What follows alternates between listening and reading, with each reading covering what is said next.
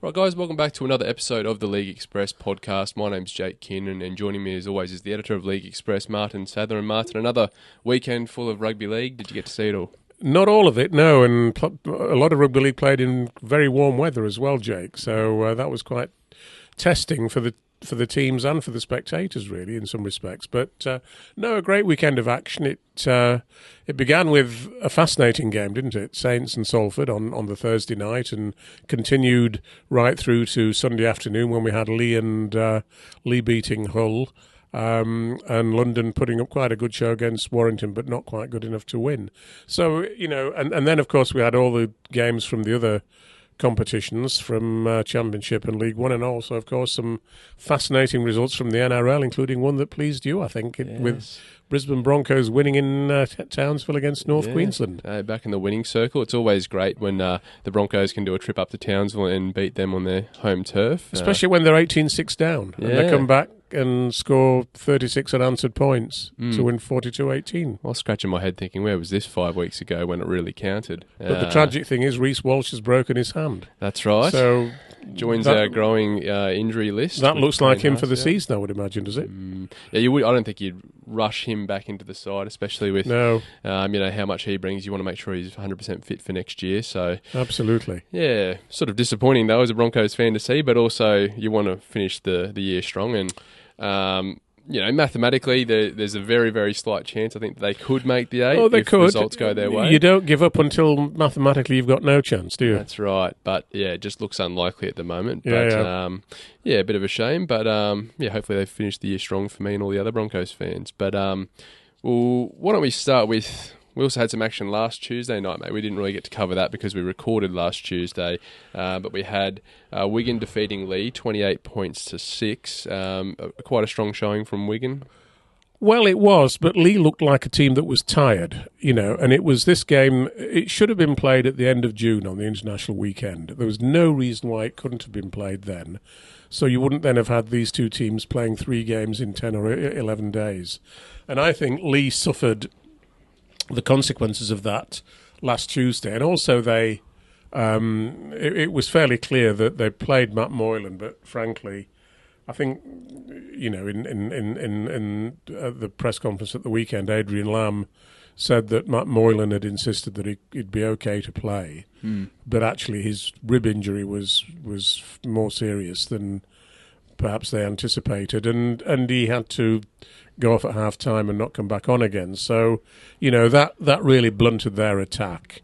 And, of course, Tom Amone didn't play either. So, that was their goose cooked. Fortunately for them, Tom Amone was back at the weekend, but Mike Moylan wasn't.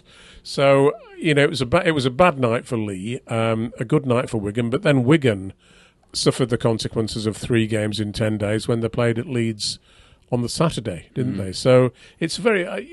modern rugby league, Jake, is a high-speed collision game. You can't play this game more than once a week, in my view, and retain the game's integrity.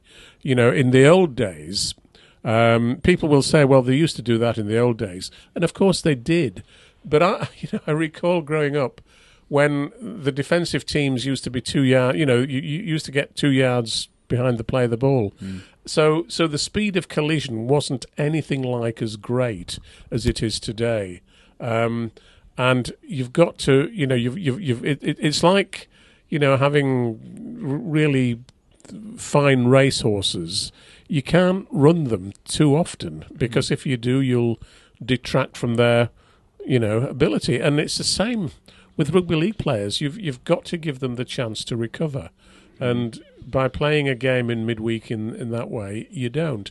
And also, the crowd figure was not anything like as good as it would have been. Well, 13,249. It's not a bad figure for Wigan, but if that had, again, it was a game that's been played. It was one of these loop fixtures as well, so. There was something very unsatisfactory about it. I mean, obviously Wigan were far too strong for Lee, but But as I say, they paid the price later. That's right. And with today's sports science, players are bigger, faster, stronger. Of course they are. We've got the research to say that players need time to recover. They're more finely tuned than they used to be. If you sort of think about a car analogy, they are, rugby league athletes are finely tuned elite sports people. And it's about time we recognise that, in my view. That's right, and especially with all the focus that we've had on head knocks and... absolutely. It's sort of like we're sort of contradicting ourselves a little bit by making these teams play 3 games in such a short span. Ludicrous. I think it's ridiculous, and it shouldn't be done. And we need to... And apart from that, Jake, we need to reduce the length of the season. And it's no excuse to say that... clubs wouldn't be able to generate the revenue that they can from having 13 home games as they do at the moment. Because, frankly, if you shorten the length of the season to get away from the loop fixtures, I think you would find an increase in crowd figures because each game would be more vital, and that's the important thing. The games would be easier to promote, in my view. But given that some of our clubs are not great at promoting their own games, maybe you could argue with that point.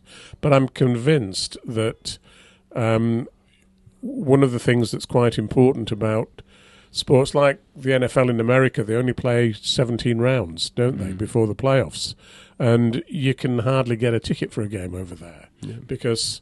The fans only get 17 weekends to see their games. That's right. And as a fan of the sport, the season goes by like that, and absolutely. That sort of, like as you said, it creates that urgency to go and get to a game and watch. Well, it's not just that. I remember going to America for the first time back in, I think it was 1982, and staying in Long Beach in California. And the family we stayed with were Los Angeles Rams fans at the time. And I said to, the whole...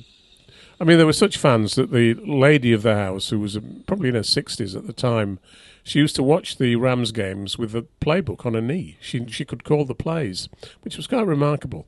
And she used to say, well, the whole point about playing so few games is that by the time the season ends, you are desperate to get your season ticket for the following season.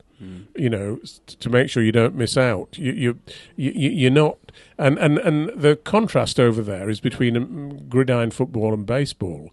Baseball play hundreds of games, it seems, a year, and they don't have, they don't fill the stadiums frequently because of the number of games. But the difference is that baseball, you can play lots of games because it's not a collision sport, is it? That's right. You can play several times a week, actually, at baseball. It's a bit like cricket in that sense. But the NFL football is like rugby league in the sense that it's a collision game, and you can't overexpose your athletes to that form of pressure. No, absolutely right, mate. And I'm sure those season tickets wouldn't be cheap either for... Oh, gosh, no. Especially these days. Not at all. I'm all. sure that price has skyrocketed.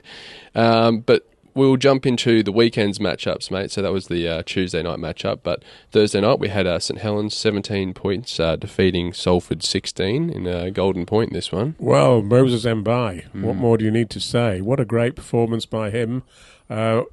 Sealing the winning field goal, which was quite remarkable.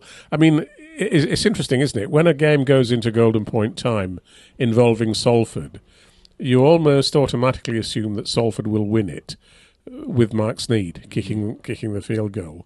So that didn't happen, and Marcus Mbai got in on the action very quickly and dropped a goal. It actually touched a Salford player on the way over, but that was brilliant. And of course...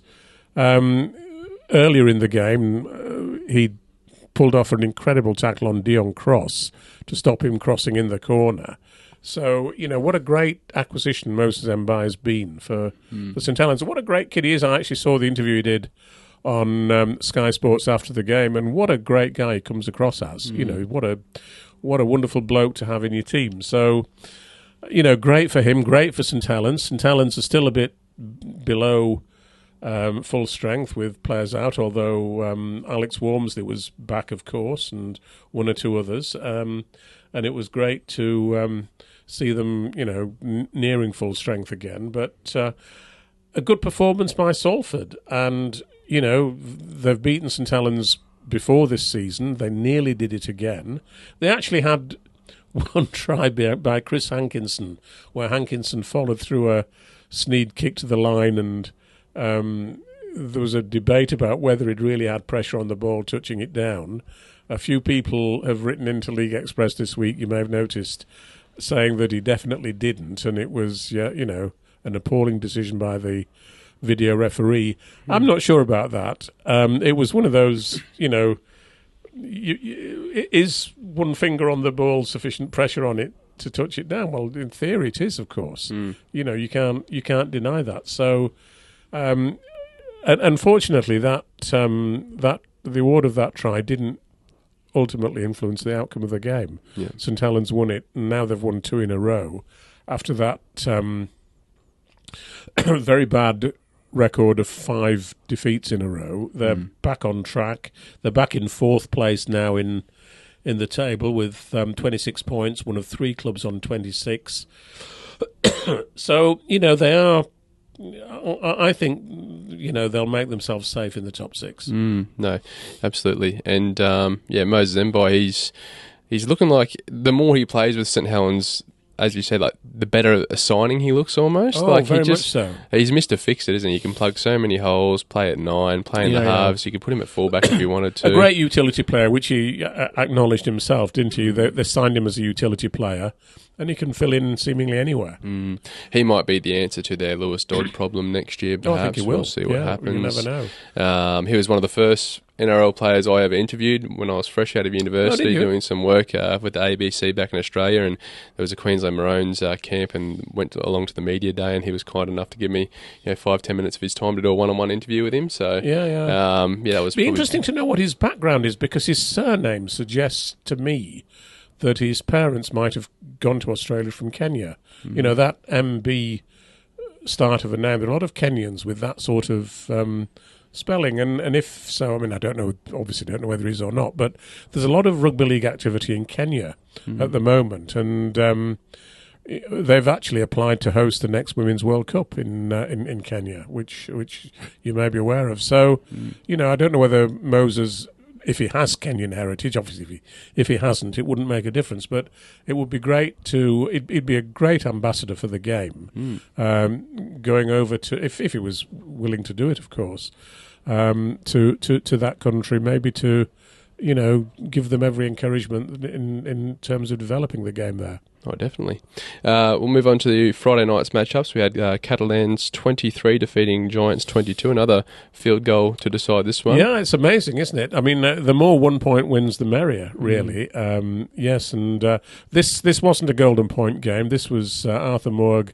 I think it was about 5 minutes to go in this game, wasn't it? And Catalans just scraped through. They were leading 14-0.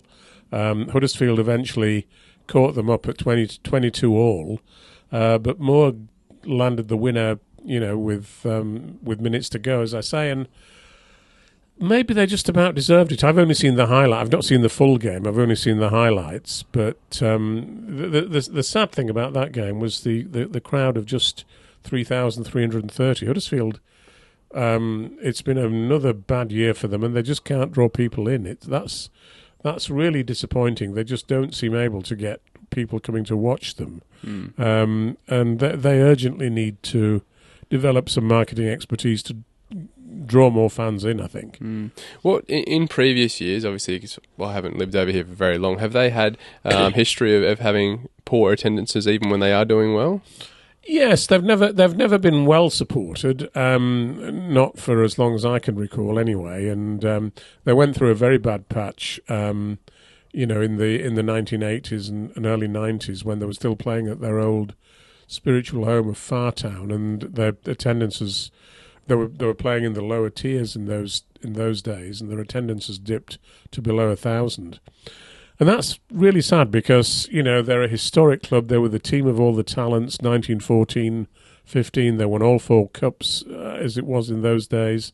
They were one of the great teams, even in the 1950s. They were one of the great teams. They won the Challenge Cup in 1953 with a team that had Lionel Cooper in it, for example, the great Australian winger. They got to Wembley again in 1962. They won the championship in 1962 against Wakefield at Odsal. But from then on, they declined. And once decline sets in, Jake, it can be quite hard to reverse. And they weren't able to reverse it. And again, at one time, the old Fartown ground was a real model ground. It was a multi-sport ground. At one time, Yorkshire played some games there at cricket. It had lots of other sporting facilities, bowling greens and all sorts of things.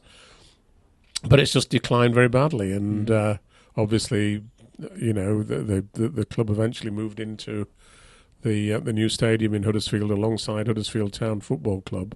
But it's just a tragedy to that they can't draw more supporters in, I think. Yeah, hopefully the signing of George Burgess might get a few more fans to the ground. But well, you never know. But they've lost players, haven't they? That's the tragic thing as well. And you wonder what the future does hold for them. Absolutely. Then we'll move on to the Hull KR game. Hull KR 36 defeated Cass 6. Another strong win for Hull KR, which sends them to the top of the table again because after Wigan lost at Leeds the following day, Hull KR are confirmed at the top of the table. Unlike a week or two ago when they went top, They've now played the same number of games as Wigan. The same number of points, but better points difference. And this game, I don't think they were quite as strong in this game as they were the previous week when they won at Warrington. But they scored some spectacular tries. Some of the tries were really great ones to watch. And Ryan Hall scored another one that. Just check where that put him in the list of or did it? Let's have a look. No, I was thinking of another scoring record there, but no, it's great to see them playing so well, and they've got to be a genuine threat. Their fans are just so enthusiastic. They will help fill Old Trafford if they get there.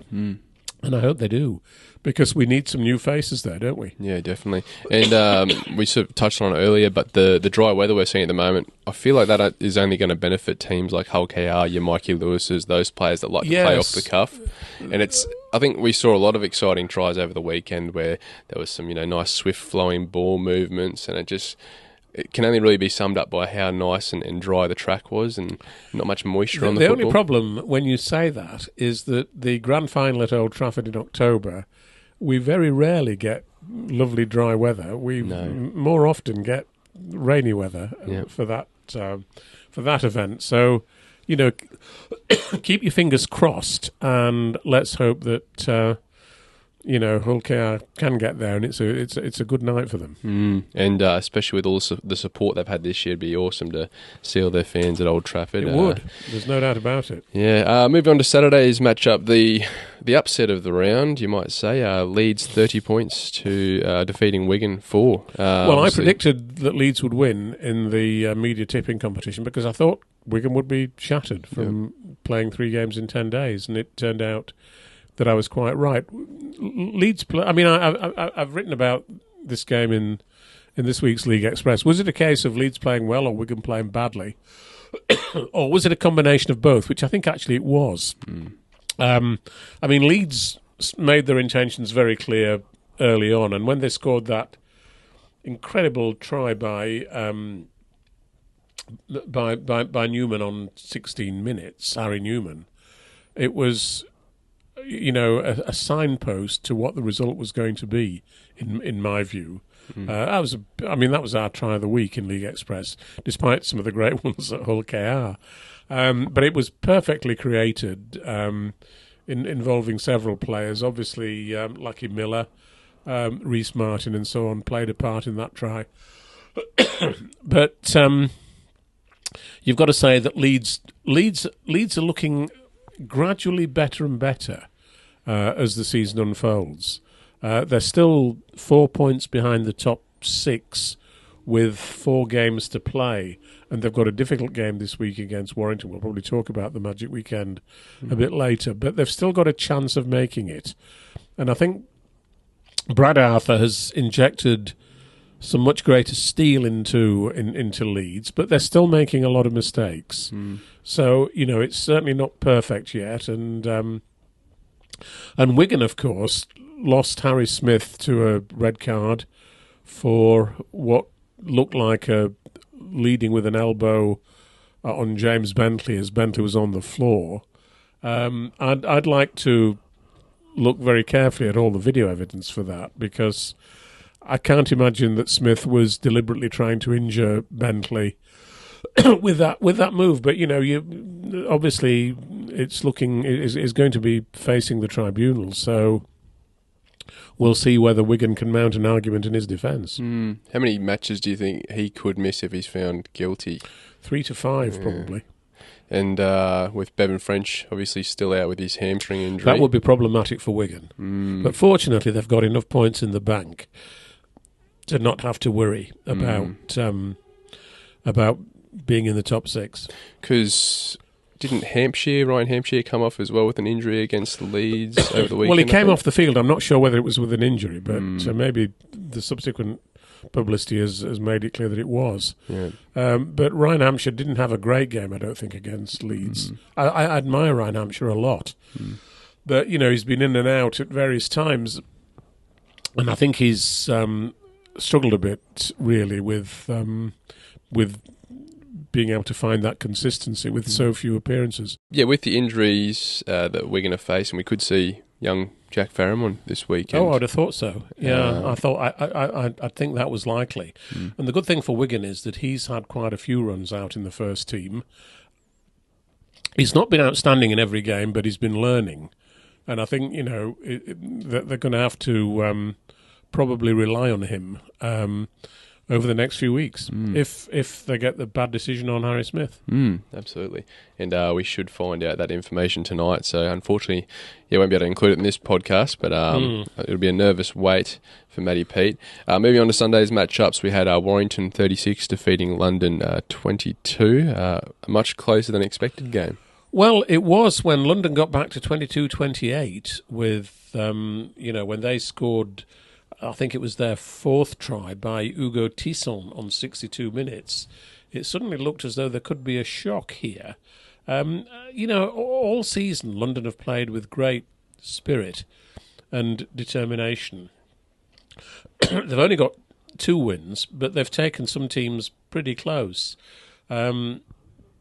But the sad thing was that when Rhys Kennedy was given the yellow card with about 9 minutes to go, that was the point at which you knew they weren't going to win. And, of course, Warrington got a try right on the hooter when Matty Ashton got his 2nd try. And that was the game up for London. But, I think London have been a credit to Super League this year. And I don't think anybody, it's going to be a real shame not to see them there next year. Absolutely. And Matty Ashton, he's really sort of starting to become the runaway king, isn't he? The amount of long field tries he's scored this year. Brilliant, yeah. He's so quick out in the open spaces. Absolutely. But one of the interesting things for me to see this year is what's going to happen to some of these London players. I think Josh Rourke has really shown himself to be a very stylish full-back as he came back in the latter part of the season from injury. I'd be amazed if somebody hasn't spoken to him already with a view to staying in Super League next year with one club that needs a full-back. I think he'd be a great acquisition for somebody. Yeah, it'd be interesting to see. He did have a good game on the weekend as well. That's very 2 great so. performances in a row. Very much so. So, yeah, we'll see. Moving on to the final matchup of the weekend, Lee 42 defeating Hull FC 12. Lee finishing out their 3rd game in that short period of time with a solid win. And 4 tries for Kai O'Donnell. Wasn't that marvellous? Our player of the week in League Express after that performance. I think he's been a great a great signing for Lee, and one of those players who came to England relatively, unknown, with not a very extensive NRL career. But I think he's been a real acquisition for Lee since joining them, and he's got a great understanding with Lachlan Lamb. So but as we said earlier, Matt Moylan didn't play in this game, and actually Hull it was 12-all at the interval. So it was by no means a one-sided game. But Lee just imposed themselves after, in the second half. 2 tries also for Zach Hardacre, which was nice to see him, back in scoring mode, wasn't it? Yeah, definitely. No, it'll be awesome to see, because Kai O'Donnell, he's signed with Cowboys for next year, I think, so he's heading back to the NRL. I believe. Kai O'Donnell. Yeah, so, he is. Which is bad news for Lee, isn't it, really? Yeah, tough loss for them. But it seems like with each game he's getting better and better. Oh, gosh, yeah. Obviously, Todd Payton and the Cowboys have seen something in his performances. And well, the rest of us have seen as well, in my view. No, absolutely. Now, mate, we started last week sort of looking at the Albert Goldthorpe medal sort of tally count, and not too much change this week. No. But Mark Sneed still leads the tally board with 26 points, followed by Mikey Lewis at 20 and Matt Duffy at 19. Yeah, Lachlan Lamb moved up a bit with 2 points up to joint 4th place with 18, joint 4th with George Williams. And the only other mover in the top 10 was Benjamin Garcia of Catalans, the captain of Catalans, who got 3 points and moved up to 17. So what we will do, there's a full list place there, but I think we'll include that tally count in the video as well if you are watching on YouTube. Yeah. But yeah, it's going to be an exciting end to the season, and no doubt about it. I mean, if Mark Sneed had kicked the winning field goal, he might have got some points. Yeah. But yes. Now, before we get into some of our news, obviously we've got Magic Weekend this weekend. Rodri Jones has stated that Magic Weekend will go ahead next year as well. We're not sure on what the host venue will be, but we're going to throw a question out to the viewers and listeners. You can comment on YouTube in the comment section where you'd like to see Magic Weekend be held next year. Now, I think you were emailing Rodri, and he sort of said that they have an expected figure for Magic Weekend ticket sales. Well, I think they'll get at least 50,000 people there this weekend, which is, modestly successful. But bear in mind that in Newcastle they've had as many as almost 65,000 people, if I remember rightly. I think the highest figure might have been about 66,000 over the 2 days. So, to get 50,000 in Leeds, which is in the heart of Rugby League territory, is not really a great achievement in my view. And also, I mean, I've complained again about the way that they've organised this year's tournament. The Wigan St Helens game, between the teams from 1 and 3 last year, should have been the last game on Sunday for me. Building up to a climax, you put your, it's like, to move that to the second game on Saturday, as in effect the curtain raiser for Warrington and Leeds. It's like if you're holding a major concert made, with a few big bands. You don't put your big band, your major draw early in the schedule, do you? You keep them till last, and that's what we should have done here. But they didn't in their wisdom, and I think the crowd on Saturday is going to be far greater than the crowd on Sunday. Yeah, obviously a great schedule if you want to go along and watch just for Saturday. But ending the weekend with the Giants taking on Castleford late Sunday is a bit of a tough ask. Well, for fans. There won't be many people still in the stadium for that game. No, it's a meaningless game. I mean, the good thing about there are 4 games at the Magic Weekend this weekend that have a huge bearing on the top 6. And I mean, obviously, Lee and Salford on Sunday is going to be really important because Lee are 5 points outside the 6. If they lose this game against Salford, they won't have a chance of getting in the 6.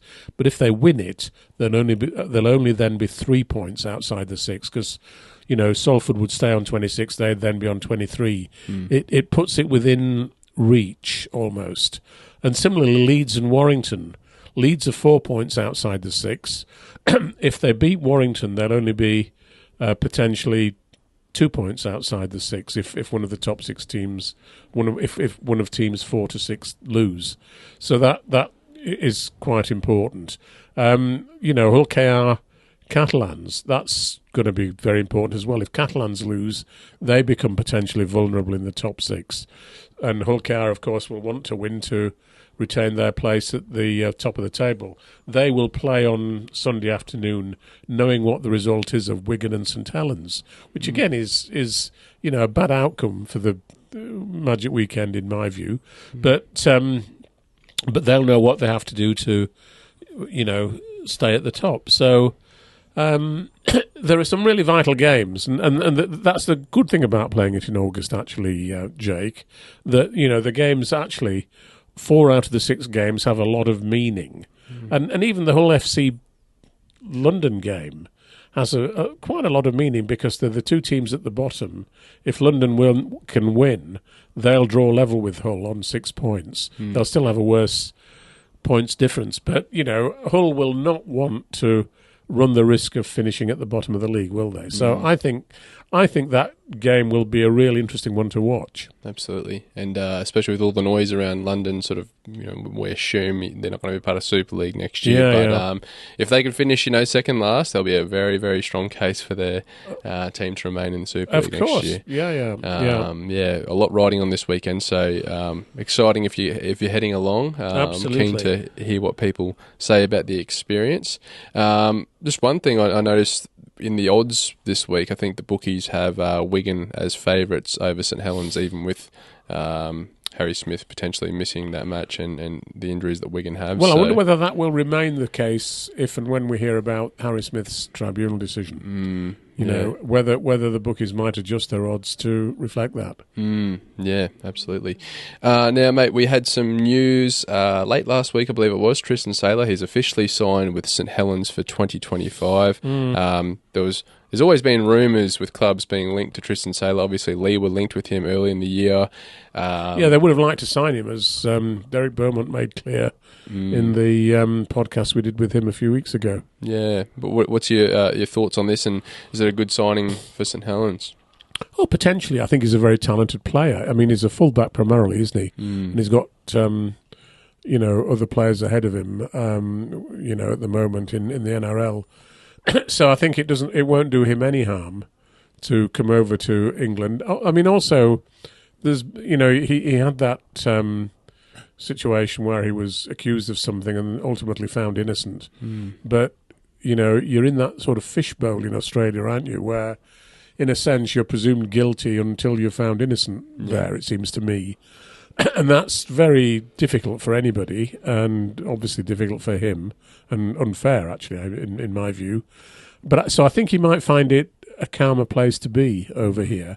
And of course, joining St Helens, a great club who will take care of him, and to have teammates like Moses Mbai and the Johnny Lomax and so on, that they will make sure that he settles in well and contributes greatly, and I think we'll see the best of him when he comes over here. That's right, and still 26 years old. He's arguably probably getting towards the prime of his career. Absolutely. And he's got great DNA, hasn't he? Absolutely.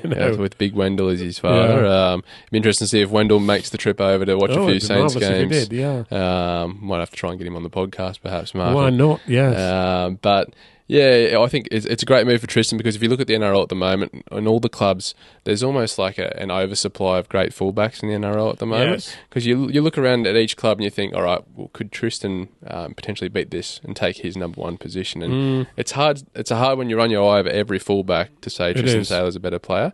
But that's not to say that he isn't an NRL calibre starting fullback. There's no doubt about it. I mean, look at Melbourne. They've got Pappenhausen and Suafar Longo. Who do they pick? Yes. Yeah. Unlike the halfback pool at the moment, there seems to be a bit of a shortage in great halfbacks. So, a great pickup from St Helens, and I'm sure they'll be looking forward to getting him in the Red V. Now, this week's edition of the League Express paper, Martyn, there was an article on a new study into rugby league doping, which has been jointly commissioned by the RFL and the UKAD, which is the United Kingdom Anti-Doping Agency. Yeah.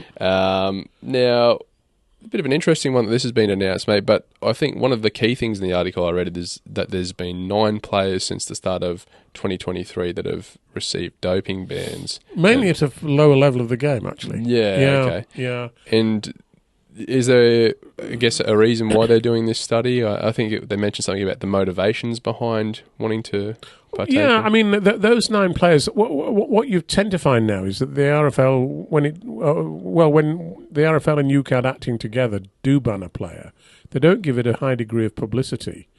But some of those bans come for the use of recreational drugs, which are not high performance, drugs are there. For one reason or another, a player might, indulge in cocaine use, for example. And while, you can frown on that and say it's obviously illegal and you wish they wouldn't do it, it's not going to, I don't think, I've never tried cocaine, so I don't know what its effects are. But I can't imagine that it would help you play rugby league better. No. So, unless you're doing it at half time, maybe, or the trainer's coming on, which is highly unlikely. So it seems harsh to ban players for that reason for significant lengths of time. But if there are players who use performance-enhancing drugs, obviously that's a different matter, steroids and the like. But I mean, we do have a strong drug testing regime in rugby league. A player who indulges in steroid use would expect perhaps to get caught ultimately, maybe not initially, but certainly over time. And, would expect then to serve a period out of the game. I mean, obviously, it's something that we want to discourage, and if the study that's going to be undertaken helps to discourage players from taking performance-enhancing drugs, then I'm all in favour of it, personally. The sooner we can drive them out of the game, the better. So, no complaint from me about that. Yeah, and they talk about why players might be doing this. A lot of it can just be players that have had a really terrible run with injuries, trying to, speed up their recovery. You can imagine, the stresses that a young player trying to make it would be going through once they've had, 3 or 4 Yes, and you can sympathise with them in that case, can't you? And we've seen cases of that in the NRL as well, like Sandor Earl, when he was younger, he was the high profile. Yeah. Bronson Cherry was out of the game for 4 years. That's right. He's come back with Canterbury this year and looks great. Yeah, he does. He's playing really good. So, it'd be interesting to see what comes of that and what their findings are. But we'll move on to some more news, mate. So there's been a little bit of financial troubles with Whitehaven. What do you know about this one, Martyn? Well, they've lost a lot of directors recently. I think a lot of people up there are struggling to keep the club afloat. It owes. I mean, the amounts of money it owes are relatively insignificant compared to what you read about in many cases of financial problems affecting companies. But it's like anything. If you owe money and you can't pay it back immediately, then you're in trouble. You've got a liquidity problem. The club apparently owes money to some of its players as well, and it's perhaps no coincidence that at the weekend they travelled to Bradford and lost 58-0. That's a warning sign, and I think they only had 16 players. So I just hope that the people of West Cumbria can get behind Whitehaven financially. It would be good to think that there were some people up there who had a lot of spare money and who were keen to see such an iconic club continue, because it is an iconic club. It came into the competition. Workington were the first West Cumbrian club to be created in the period immediately after the Second World War, and Whitehaven followed them a couple of years later. So there's always been 2 clubs in West Cumbria. There are some people who say, well, they ought to merge and try and create a Super League club. But quite frankly, the support isn't there at the moment for that, aim, however desirable it might be. And the key thing is to keep both the existing clubs going, because if you lose one, you weaken the other. Yeah. And both clubs are in a relatively weak state at the moment. I mean, Workington are in, League One, and they're not doing all that well. They're in, sixth place at the moment, just inside the playoff spots. They travelled down to Midlands Hurricanes in Birmingham at the weekend and lost 34-22. So, it's disappointing for the professional game in West Cumbria.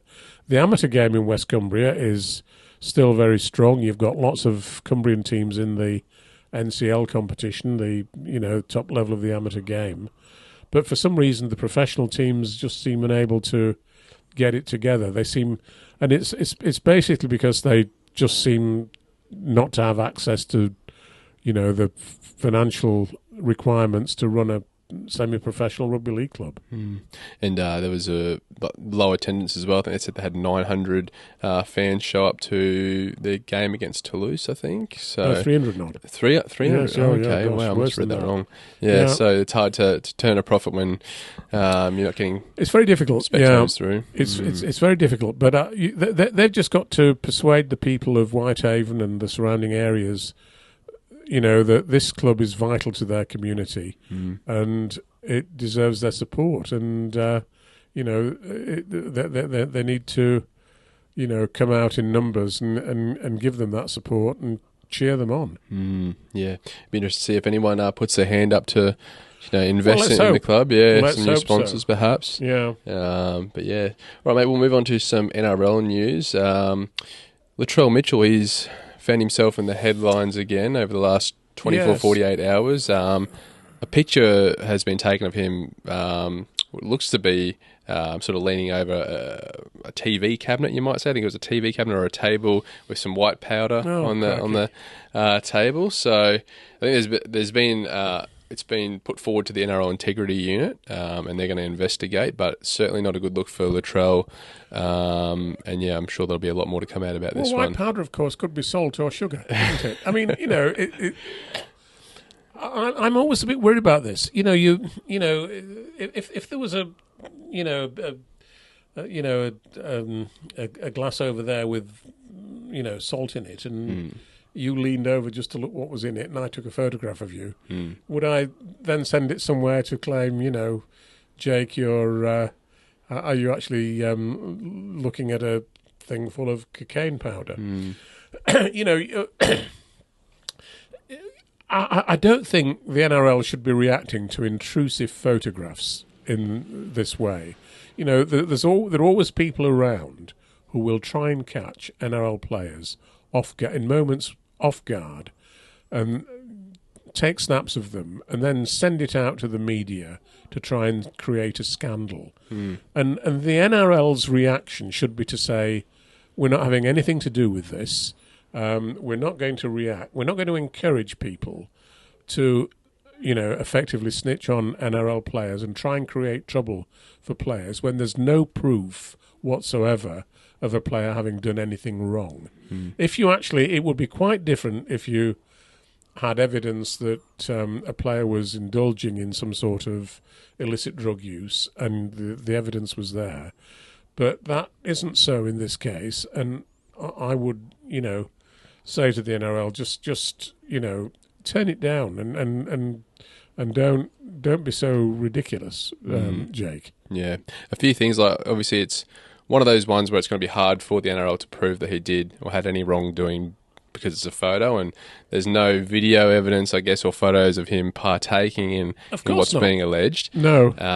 But not a good look. But another thing for NRL players or just any sports professionals out there, let's say, and we don't condone this by any means, but if you are going to partake in this sort of behaviour, there's got to be a no-phone policy. I just think if you're going to put yourself in that situation where people have their mobile phones on them... Oh, yeah, you are stupid. I mean, there's no doubt about it that every player who's got a public profile should realise that there are people out there who love nothing more than to photograph you doing embarrassing or humiliating things or even illegal things. And they will take the chance to take that snap and send it off to, newspapers that they think will publish those photos. So, as a player, you've got to have the smartness to avoid being in that situation. Absolutely, and we saw it, back in, it was the COVID season when Cam Munster and Brandon Smith got in trouble for something similar. Obviously, Valentine Holmes was in the media. But there are some players who seem to attract people. There are some players who, and Luttrell is a perfect example. I mean, Luttrell is a player who I admire a lot because I think he's got, he's a great player to start with, but also he's got a lot to say about, his Indigenous community. He stands up for Indigenous people, in my view, and that inevitably attracts mixed feelings from lots of other people. And there are some people who are sort of out to get him, I think. And I think that's highly regrettable. I mean, he's a player who attracts boos from fans of other clubs, which I think is also regrettable. And they ought to lay off him for a while, in my view. And let's just appreciate his talent while it's still here. No, definitely. And, he's been vocal in the past of having thoughts of retirement just because of all the backlash he cops, both on and off the field. Maybe he should come to England and play in Super League. I'd welcome him. I really would. And I'm sure a lot of people would do over here. Yeah, absolutely. And...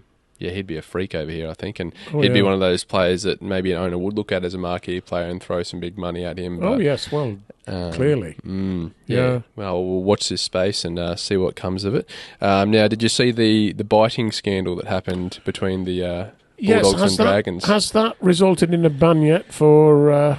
not that I'm aware of, but... I mean, for those who haven't seen it, obviously what's happened is Kyle Flanagan was the ball runner. He's been tackled by a couple of Bulldogs players. Stephen Crichton's been involved in the tackle and sort of rubbed his face into Kyle Flanagan's, in which Kyle Flanagan's retaliated by biting him on the nose. What did you make of this one, Martyn? Well, I've not seen the video evidence. I've only seen the photographic evidence. But you've got to say, is there fault on both sides here? Because if you push your face into somebody else's face, obviously your nose sticks out. Yeah. And if your nose makes contact with somebody else's mouth, there's a very good chance he might open his mouth, and which you may have to breathe, for example, and your nose might disappear into the opponent's mouth. It seems a very odd one, doesn't it? Yeah. So I think there is some mitigation on the part of, it wasn't as though Carl, when you talk about a biting charge, it almost gives you the impression that Carl Flanagan was on the field looking for Stephen Crichton's nose to bite. Yeah. And that wasn't the case. It was Stephen Crichton whose face came into contact with Flanagan when he was on the floor. Yeah. And so, I don't think... It's a bit like... If I said to you, Jake, I'm going to put my hand over your mouth like that, and I kept it there, it wouldn't really be surprising if you then bit my arm, would it? Yeah. Because you'd want my arm to get off your mouth. So I always think these biting charges, there's 6 of one and half a dozen of the other. And it'll be interesting to see what the outcome is, won't it, of the NRL disciplinary process. That's the thing. I'm sort of I'll never support someone for biting, but this is one of those not rare deliberately cases biting. where... No, it's a very bad thing to do. Yeah, absolutely. And if you watch the vision, there's no doubt Crichton is rubbing his face into Kyle's face, and then obviously his nose goes across his mouth where Kyle sort of bites it, but... And the thing for Kyle is his arms were sort of pinned. He couldn't really do anything about it. So, it'd be interesting to see what they rule on that. Yeah. But yes, not a good look when someone's nose is bleeding from a teeth mark. No, of course not. And just some other news, mate. Wayne Bennett and Jack Gibson, the great Jack Gibson, to be inducted into the NRL Hall of Fame. Well, you can't say they don't deserve it, can you? Absolutely. Yeah. And the thing for Wayne, it's like people are saying, but he's still coaching. Well, we all know he's going into the Hall of Fame regardless of when he decides to call it quits. He'll still be coaching when he's 100. Yeah. Will Wayne. So, in fact, he'll probably be still coaching from beyond the grave, I would think, knowing him. The ghost of Wayne Bennett. Yeah. And Jack Gibson was a genius, really, and he was the man who went over to the NFL in America and picked up so many coaching tips from NFL coaches and then adapted them in Australian Rugby League and was way ahead of his contemporaries at the time. Yeah, almost revolutionised coaching in Rugby League. But yeah, both very deserved to be inducted into that Hall of Fame. Yeah. I'm sure I always remember one interesting comment Jack made. Somebody once accused him of, being too defensive-minded when coaching his team. And his response was to say, well, what do you expect us to do when they have the ball? Yeah. That's right. And defence wins games, mate. Defence wins grand finals. So, yeah. Right, mate. Well, how about we take a look at this weekend's Magic Weekend matchups? Obviously, we kick it off with Hull FC taking on London on Saturday. Well, I've already said, haven't I, that this is going to be quite an interesting fixture because London could draw level with Hull if they can win. Yeah. And I think they've got a pretty good chance. I mean, it's really interesting to see Hull. I mean, Hull, when they played at Leeds on Sunday, they only had 3 players wearing squad numbers 1 to 17, I seem to remember. Which just shows how much change there's been in the Hull squad this year. It's been so incredible. They started off with a squad that's completely different from the one that's playing now. And with so much change, obviously you don't achieve consistency, and I just wonder whether they can beat London. I mean, so far it's 1-1, isn't it? Hull just beat London with a late score at home, and then when they travel to London, London beat them. So this is a real, decider, you might say. And I think London have got a very good chance of winning if they keep playing like they have been doing recently. I agree. It's a bit of a nightmare. Much more stable squad. Yeah, I was to say that it's a bit of a nightmare when you go and do a match report for a Hull FC game. You've got to jot down the team list, and your number one, you have to change that to a 30 or a 20, and absolutely. It's almost like they're in the 50s now, aren't they? Yeah, that's right. So it's not the traditional 1 to 13 or 1 to 17 you may see. Right, Martyn, so then we have Wigan taking on St Helens. Who do you like in this matchup? Well, slight fancy for St Helens. I think they're slowly turning the corner. They're getting some players back, as we saw Walmsley back last week, to take on the big Wigan pack. And Wigan could be without Harry Smith and may still be without Bevan French. We've not had that finally confirmed, I don't think, yet, but it looks likely. And if that is the case, I think Saints could become the favourites for that game. And they just need to win to, be sure that they're going to be in the top 6, I think, this year. So they'll be highly motivated. And it should be a great game, as all Wigan Saints games are. And Wigan's backs will be against the wall. But having said that, that's when they often play well. So, don't underestimate Wigan. I mean, they always say never write off the Saints, but you say the same thing about Wigan, never write off Wigan. And I think it's a really compelling game. Yeah, it should be a really tough fought battle. And Walmsley, what a big inclusion he was last week. He was very pivotal in that last sort of couple of minutes. Yeah, I think he had like 2 or 3 carries bringing it out of his own end to put them in field goal position. So just a warrior. We'll move on to Warrington playing Leeds. That's the last matchup on the Saturday, I believe, and set to be a really good one. How crucial that game is for Leeds. I mean, they showed a significant improvement against Wigan. Warrington were not tremendously impressive against London at the weekend. And Leeds are going to be playing in Leeds in front of their own supporters, of course. So, if ever there was a game that Leeds needed to win, this is it. And if they can be really motivated to, put on a show, I think they could shock Warrington and get that little bit nearer to being in the top 6. And I'll tell you what, the way the Leeds were playing on the weekend, it looked like when their spine plays well, they seem to win their matches, don't they? So, so hopefully they can play well this weekend. It's the time for that spine to do the business, isn't it, now? Yeah, absolutely. Moving on to Sunday's matchups, we have Lee taking on Salford. I think this is a really great game to anticipate. And I don't know who's going to win it. I mean, both...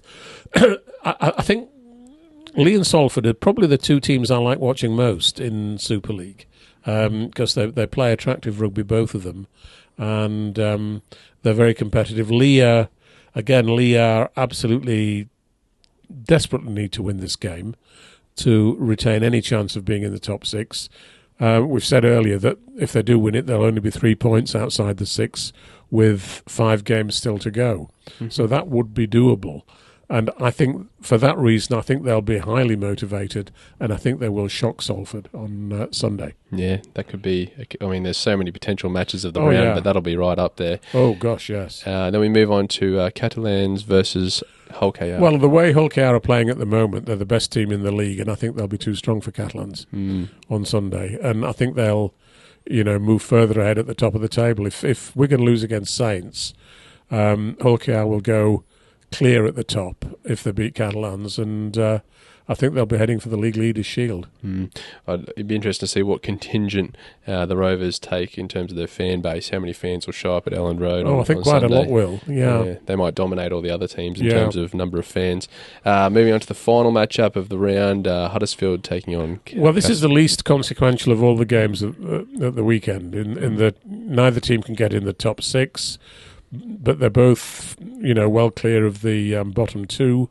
So it's a case of, the battle for 9th and 10th place. Huddersfield are 1 point ahead of Cass. And Castleford have sort of made it clear that their objective for the rest of this season is to finish ahead of Huddersfield. So I think they will beat Huddersfield on Sunday afternoon and step above them into 9th place. Well, it's all set for a very competitive Magic weekend with a lot on the line, mate. Anything else you'd like to touch on before we wrap things up? Well, there's just one very big game in the NRL this Thursday night, isn't there? Penrith versus Melbourne. 2 versus 1, and it's being played in Penrith, and it's going to be a thriller, I think, and what a game in prospect that is. I think Penrith will probably be too strong for Melbourne on Thursday night.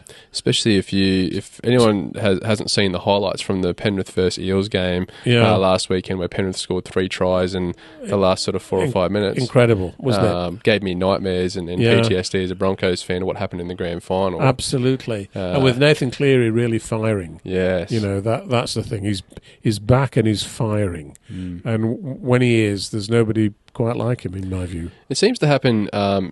Not every year, but Cleary's had a bit of a past of picking up an injury around the middle of the year, around that Origin period, and we saw how well Mitch Moses played at Origin level, and for how well he played, it's not like we forgot about Cleary, but we started to think, maybe Mitch Moses is the best halfback in the game, and then Cleary comes back out of nowhere and absolutely kills it, and we're like, okay, we're reminded that he is the best halfback in the game, absolutely, and the benchmark. So.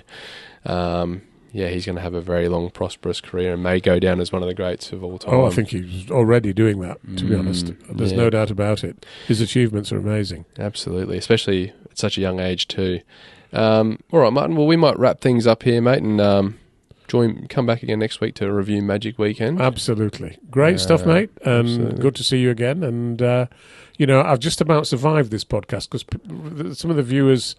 and listeners may have heard me coughing a bit. I've just had a bit of a chesty, tickly cough, and I've been drinking lots of water to try to not allow it to interfere with what I was saying.